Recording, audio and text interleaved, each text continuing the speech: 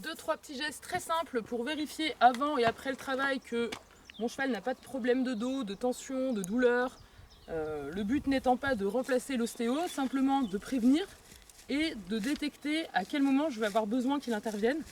Donc là, ça va me permettre tout de suite de voir si le dos, le garrot de mon cheval fonctionne, est flexible, souple, ou s'il est complètement coincé, raide, ou réagit à des douleurs.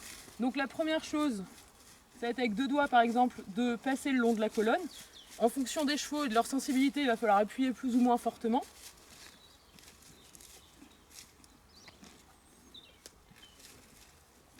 Il ne se passe rien. Et après, je vais mettre un doigt ou un cure-pied en fonction de la sensibilité du cheval sous le sternum pour vérifier que le garrot n'est pas coincé. Je vais faire remonter le garrot.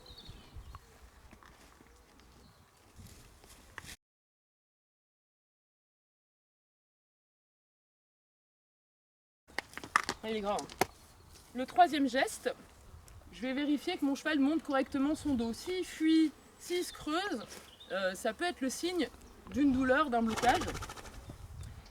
Et pour ça, donc il faut évidemment que le cheval ait l'habitude qu'on soit derrière. On peut évidemment se mettre sur le côté. Les 2 cure-pieds, je vais les placer ici. Et je vais vérifier que le cheval arrive à s'arrondir.